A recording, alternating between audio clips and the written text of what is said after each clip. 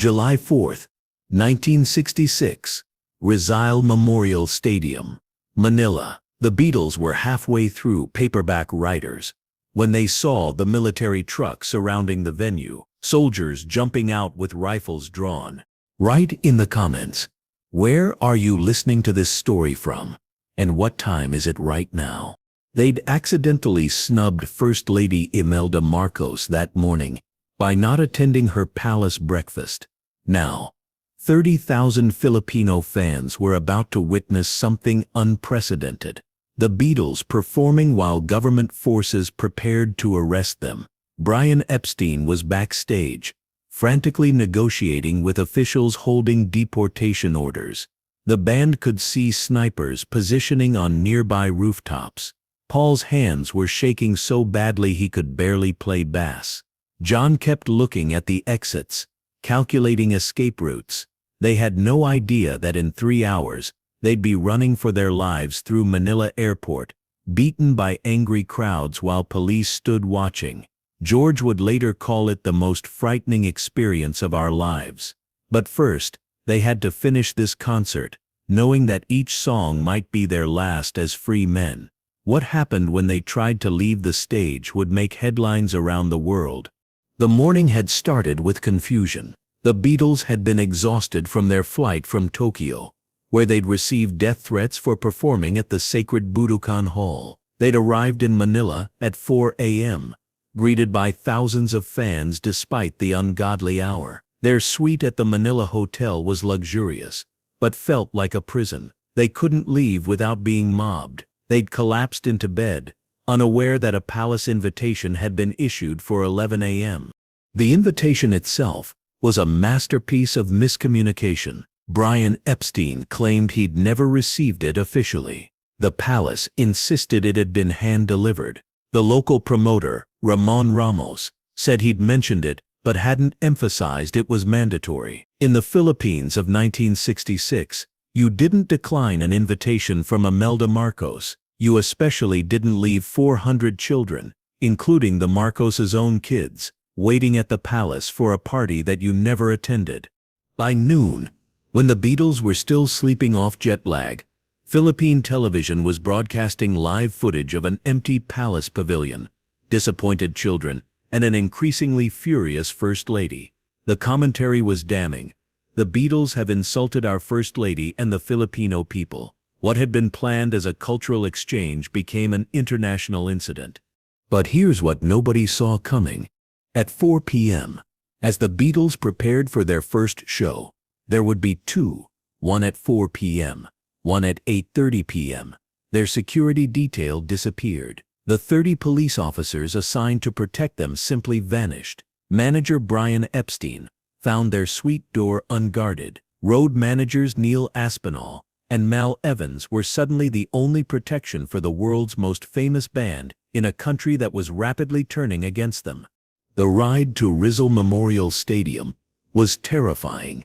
Their limousine drove through streets lined with people who'd been cheering that morning, but were now shouting and spitting. Someone had organized this. The anger was too coordinated, too sudden. Signs that had read "We love the Beatles" had been replaced with "Beatles go home," and worse. Inside the stadium, 30,000 fans were waiting, most unaware of the palace incident. But the Beatles could see unusual activity. Military vehicles that hadn't been there during soundcheck, men in suits talking into radios, police officers who wouldn't make eye contact. The afternoon show needed to happen, but the atmosphere was poisonous.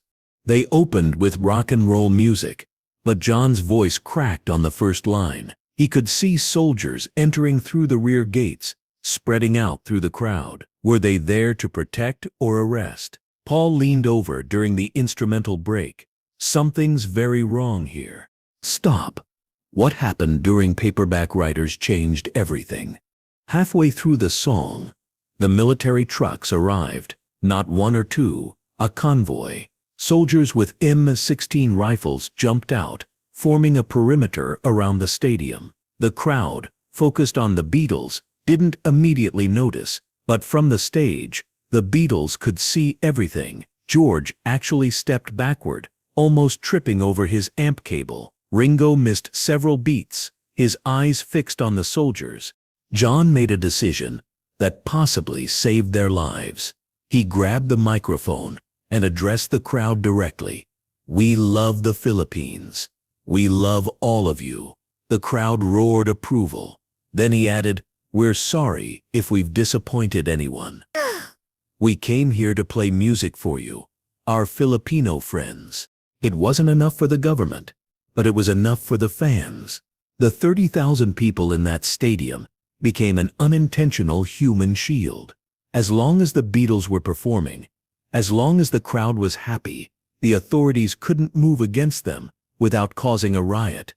Brian Epstein was backstage with Ramon Ramos and a government official named Colonel Rodriguez. The conversation was chilling. "Your boys have insulted the First Lady. It was a misunderstanding. We never received a formal invitation." In the Philippines, Mr. Epstein, insults to the First Family are taken very seriously. "What do you want? First, you will return all the money from these concerts. Second, you will make a public apology. Third, you will leave the country immediately after the evening show. And if we refuse, then your boys will be arrested for inciting public disorder. The penalty is significant." But the most shocking part was yet to come. The Beatles finished their afternoon show and returned to their dressing room to find it ransacked. Their personal belongings had been searched. Their passports were missing. Mal Evans found them eventually, thrown in a trash bin outside. The message was clear: "You are garbage to us now." The evening show was scheduled for 8:30 p.m. The Beatles huddled in their dressing room, debating whether to perform. George was adamant, "We should leave now. This is dangerous." But Paul understood the situation better. "If we don't play, those fans who already have tickets will riot. The government will blame us. We'll never get out." John was uncharacteristically quiet, then said, "We play, we smile, we survive, then we run like hell." They took the stage for the evening performance, to massive applause. Most of the crowd still didn't know about the palace incident. Philippine media was state-controlled, and the story was being managed. But the Beatles knew. Every song felt like Russian roulette. Would this be the moment the authorities decided to act? During "If I Needed Someone," firecrackers started going off in the crowd. Each pop made the Beatles flinch, wondering if it was gunfire. John later said, "After the Jesus controversy, death threats in America, we were already on edge. Manila broke us." You haven't heard the worst part yet. As they performed "Nowhere Man," John saw something that made his blood freeze. In the VIP section, Imelda Marcos herself had arrived. She was watching them with an expression of cold fury. She was flanked by military officials, and she was pointing at the stage, giving instructions. John whispered to Paul, between verses, "She's here. Imelda's here." Paul glanced over, saw her, and nearly forgot the words to his own song.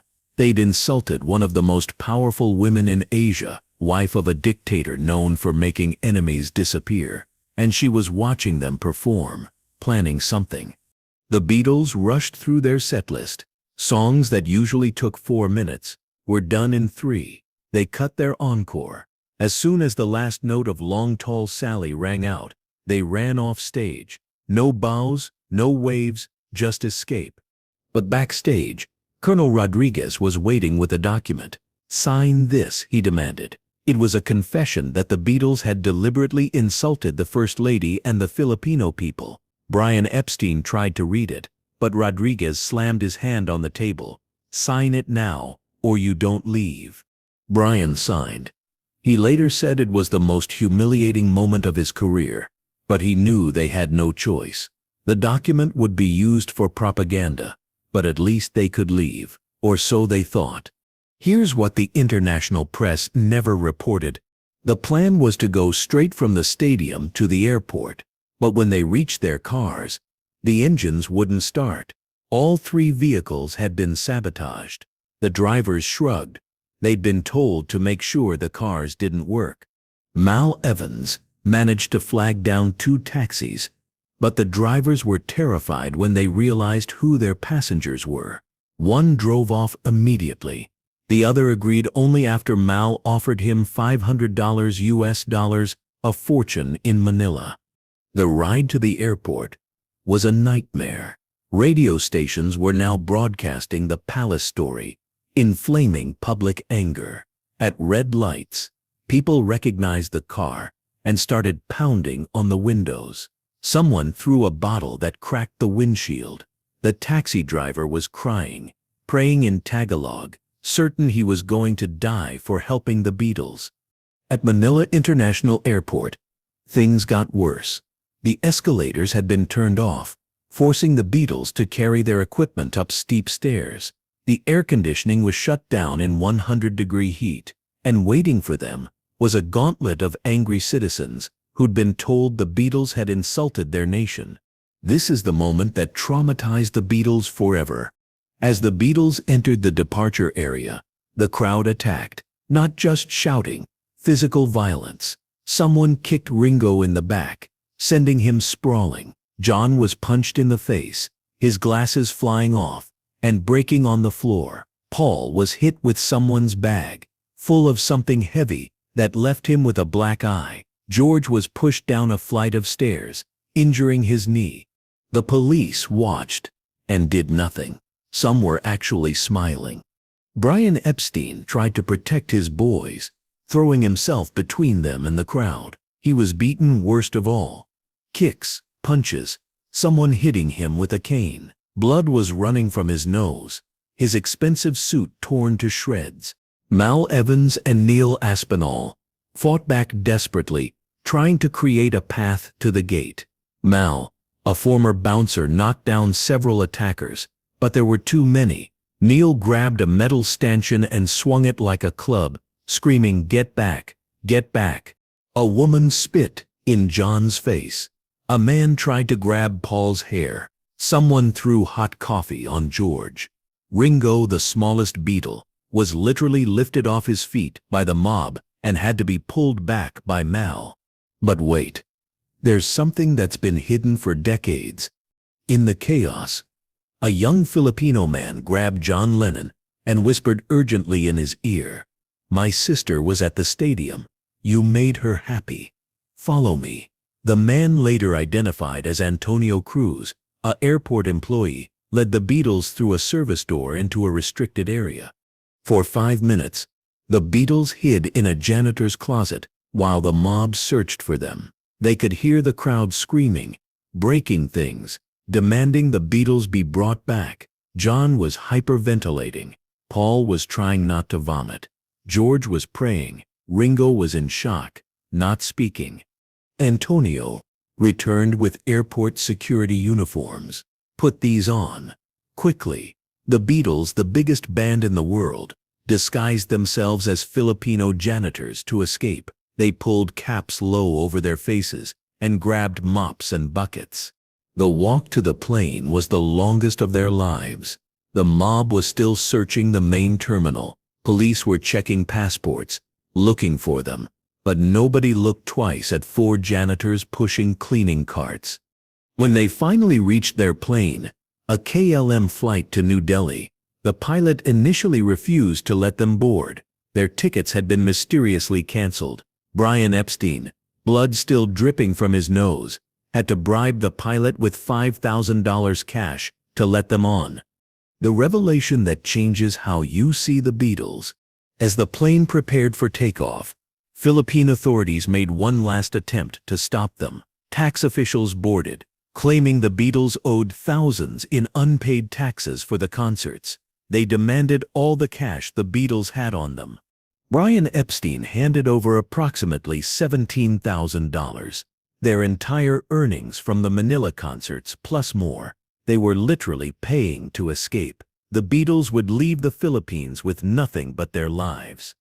But just as the plane was about to taxi, there was another delay.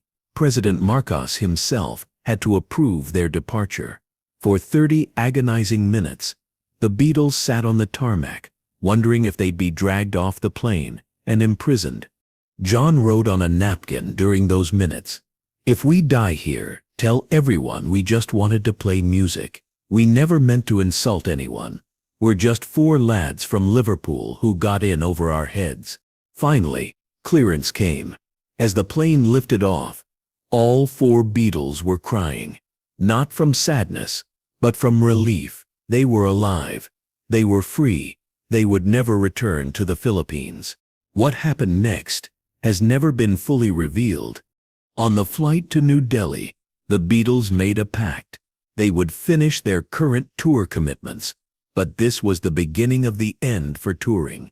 The Manila experience had broken something fundamental. They no longer felt safe anywhere. George was the most affected. He later said, "Manila was when I realized fame had become dangerous, not just inconvenient or exhausting, actually life-threatening. We were four musicians, but we were being treated like political prisoners." In New Delhi, the Beatles held a press conference. They were supposed to apologize to the Philippines, but John went off script. "We didn't mean to offend anyone, but we were treated like criminals for missing a party. We were beaten, robbed, and terrorized. If that's what happens when you accidentally miss breakfast, I'd hate to see what happens when you really do something wrong." The Philippine government was furious, demanding a retraction, but the Beatles were done apologizing. They'd paid in blood, money, and trauma. The incident made international headlines, with most of the world siding with the Beatles. The long-term trauma nobody talks about. Ringo developed a fear of flying that lasted years. Every time they boarded a plane, he remembered sitting on that Manila tarmac, waiting to see if they'd be arrested. Paul had nightmares about crowds for months. The image of faces twisted in hatred, people who'd loved them hours before now trying to hurt them, haunted him. George never trusted authority again. The sight of those police officers watching them being beaten, doing nothing, fundamentally changed his worldview. But John was affected most deeply. He became paranoid, convinced that governments were monitoring the Beatles, that they were always one mistake away from imprisonment or worse. His later peace activism and anti-establishment stance were directly influenced by Manila. Brian Epstein blamed himself entirely. He started taking more drugs to cope with the guilt. He'd failed to protect his boys, failed to read the invitation properly, failed to understand the danger. Friends said he was never the same after Manila.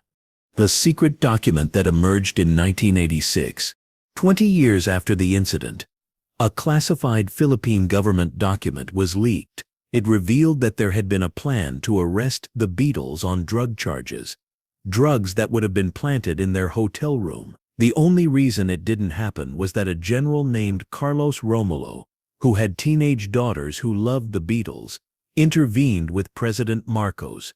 The document also revealed that the mob at the airport wasn't spontaneous. It was organized by government agents to teach the Beatles a lesson about respecting Filipino hospitality. The beating was orchestrated, controlled, designed to hurt but not kill.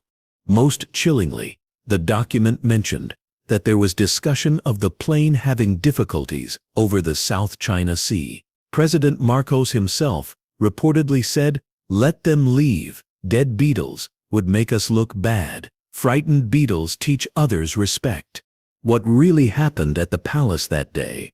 In 1994, a former palace servant named Maria Santos gave an interview to a British documentary. She revealed what really happened on July 4, 1966. Mrs. Marcos had planned this for weeks.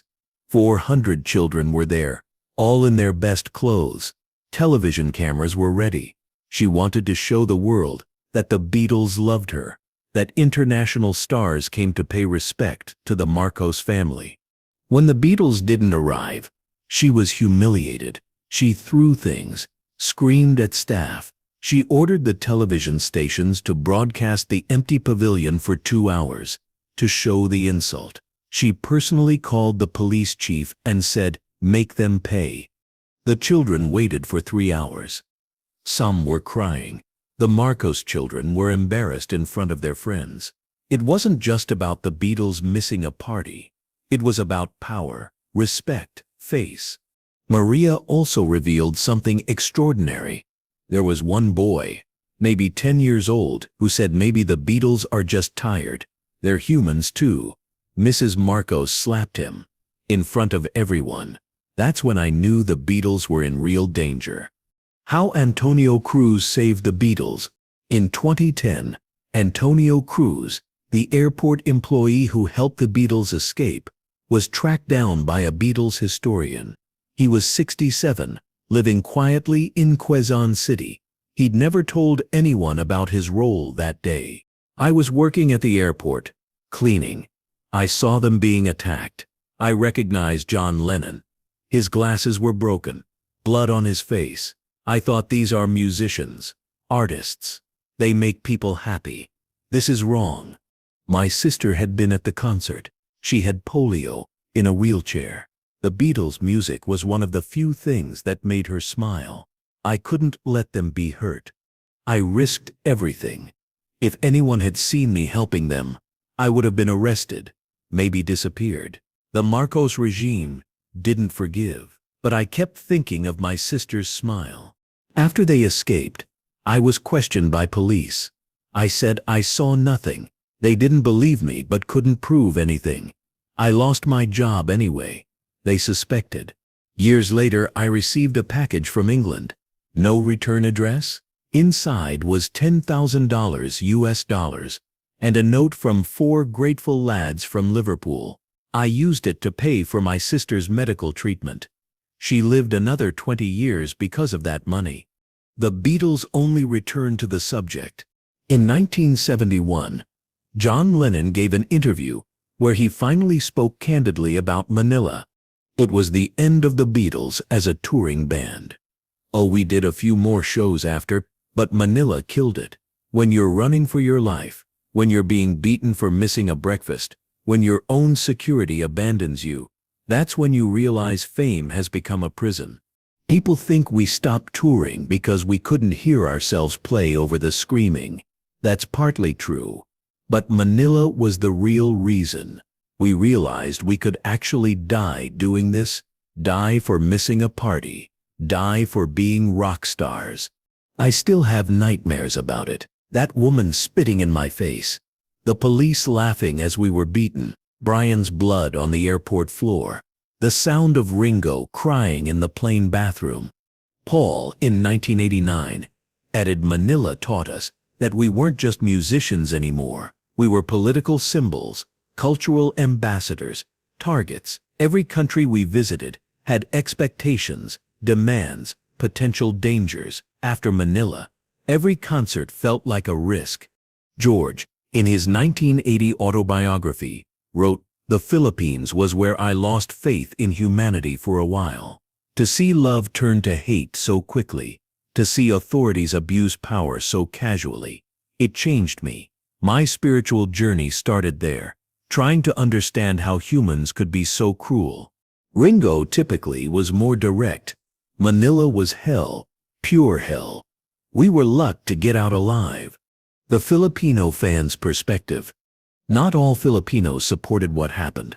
In 2016, on the 50th anniversary, a group of Filipino Beatles fans published an open letter. We were at those concerts. We saw our heroes, the Beatles, perform despite fear. We didn't know about the palace incident until later, when we learned how they were treated at the airport. Many of us cried.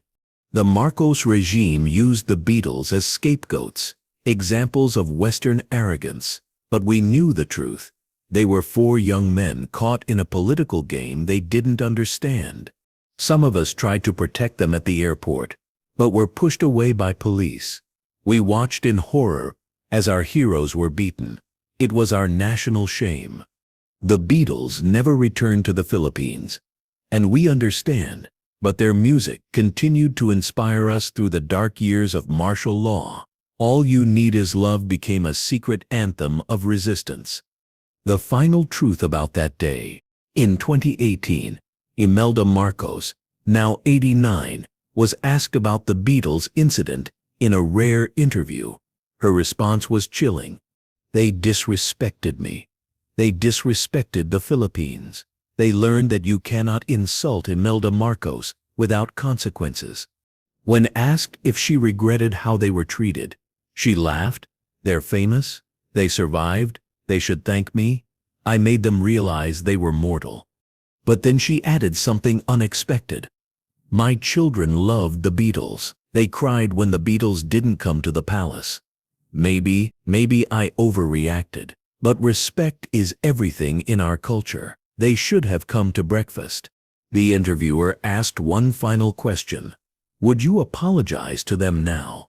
Imelda's answer: "They got out alive. That was my apology."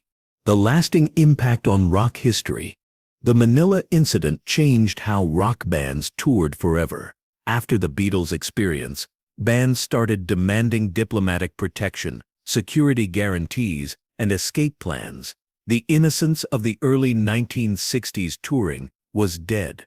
It also accelerated the Beatles' evolution into a studio band. Without the Manila trauma, they might have toured for another year or two. Instead, they retreated to Abbey Road and created Sgt. Pepper's Lonely Hearts Club Band, revolutionizing music from the safety of the studio.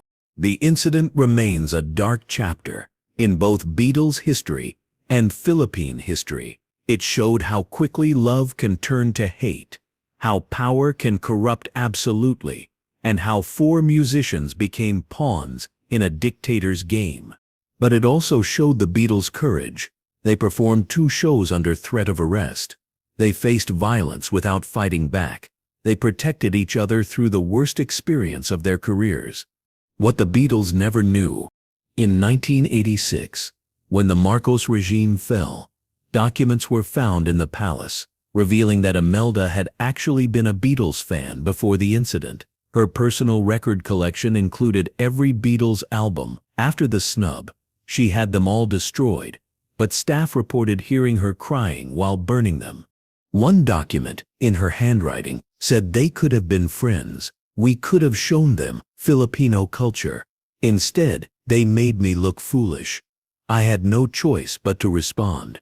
Another revealed that President Marcos had actually wanted to have the Beatles arrested and tried for cultural terrorism. It was only international pressure and fear of economic consequences that stopped him. Most remarkably, there was a letter from John Lennon to the Marcos family, apparently intercepted and never delivered, written on July 5, 1966, from New Delhi. It said, "We're sorry we missed the breakfast. We were exhausted and confused. We meant no disrespect. Music should bring people together, not tear them apart. We hope someday you can forgive 4 tired lads who just wanted to play rock and roll. John, Paul, George, and Ringo." The letter was found in Imelda's personal effects, suggesting she had read it but chose not to acknowledge it. The final word from the only Beatle who returned.